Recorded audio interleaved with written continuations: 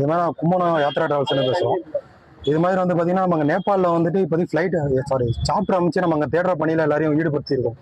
இப்போ வந்து அங்கே மேகமூட்டமாக இருக்க காரணத்தினால ஃபுல்லாக பிளாக் அவுட்டாக இருக்க காரணத்தினால இப்போ நம்மளால அந்த சாப்டர் வந்து இறங்கி யாரும் தேட முடியல. இப்போதைக்கு அந்த 20 பேர் இப்போ சேஃபாக இருக்கவங்களுக்கு மட்டும் சாப்பாடு ப்ரீவரேஜ் மட்டும் ஹெலிகாப்டர் மூலியமாக கொடுத்துருக்காங்க. இப்போ அவங்களுக்கு பாக்கி மெம்பர்ஸ் வந்து மலையில் அங்கங்கே ஒதுங்கி நிற்கிறாங்க மக்கள். அதனால நைட்டு ஃபுல்லாக பிளாக் அவுட் ஆனாலும் இருட்டானதுனாலையும் கரண்ட் இல்லை, அது மாதிரி டவர் கனெக்ஷன் எதுவுமே இல்லை காரணத்தினால நைட்டு எதுவும் தேட முடியாதுன்னு சொல்லியிருக்காங்க. காலையில் விடிய காலில் சூரியன் உதயத்துக்கு அப்புறம் எல்லா தேடும் பணி ஆரம்பிக்கும்னு சொல்லியிருக்காங்க. மக்கள் எல்லாம் அங்கே தள்ளி இருக்கிறதுனால இப்போ யார் இருக்கா யார் இல்லை நம்மளால சொல்ல முடியல. காலையில் எல்லாரும் ஒன்றா கேதர் பண்ணிட்டு நம்மளுக்கு என்னென்ன இன்ஃபர்மேஷன் யார் யார் இருக்காங்க, இப்போ யார் யார் தேடு பணியில் இருக்காங்கன்னு சொல்லிட்டு நம்மளுக்கு காலையில் இன்ஃபார்ம் பண்ணிடுவோம். இப்போ அண்ணனை பற்றி எந்த ஒரு தகவலும் இல்லை. அண்ணன் போன வண்டி இப்போ பற்றி எந்த தகவலும் இல்லை. இப்போ தேடுற பணிக்கு தான் இப்போ ஹெலிகாப்டர் ரெடி பண்ணி அமைச்சதுக்கு வந்துட்டு அவங்க வந்து இது மாதிரி காரணம் சொல்லியிருக்காங்க. வெதர் கண்டிஷன் காரணமும் பூரா பிளாக் அவுட் இருக்க காரணத்தினால நம்ம யாராலும் தேட முடியல. ஏன்னா மக்கள் நிற்கிறாங்க, ஆனால் யார் என்னன்னு தெரியல. நம்மளால தரை வழியாகவும் போக முடியல, ஏன்னா இடுப்புக்கு மேலே வரைக்கும் சேரா இருக்கு.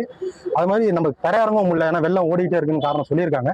இதனால காலைல தான் வெள்ளம் வடிஞ்சதுக்கு அப்புறம் தான் நம்ம காலைல என்ன தேட முடியும்னு சொல்லியிருக்காங்க. காலைல தேடல் பண்ணி முடிஞ்சதுக்கப்புறம் நாங்கள் உங்களுக்கு என்ன செய்தி என்ன நிலவரம் உங்களுக்கு கண்டிப்பாக சொல்றோம்.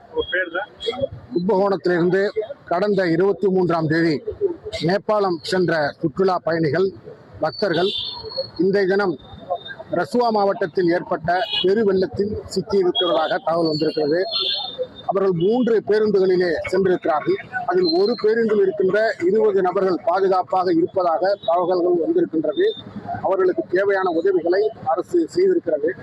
மற்ற 2 பேருந்துகளில் சென்றவர்களுடைய நிலைமை இதுவரை கண்டறியப்படவில்லை. என்றாலும் கூட விரைந்து அனைத்து மீட்பு பணிகளும் நடைபெற்றுக் கொண்டிருக்கிறது. இரவு நேரம் என்பதால் தடைபெற்றிருக்கிறது. நாளை காலை சூரிய உதயத்துக்கு பின்பாக இந்த அனைத்து மீட்பு பணிகளும் நடைபெறும் என அரசுகள் அறிவித்திருக்கின்றன. நமது தமிழக அரசு சார்பில் மாவட்ட பொறுப்பு அமைச்சர் மாண்புமிகு வினோத் ரவி அவர்கள் இப்போது நிலைமையை கேட்டறிந்தார்கள். கும்பகோணத்திலே வருவாய்த்துறையும் காவல்துறையும் இங்கு முகாமிட்டு அந்த ஏஜென்சி யார் அனுப்பினார்களோ அந்த ஏஜென்சி முகாமிட்டு அவர்கள் கண்காணித்து வந்து கொண்டிருக்கிறார்கள். எனவே நாளைய தினம் இந்த மீட்பு பணிகள் தொடரும் என்று அறிவித்திருக்கிறார்கள்.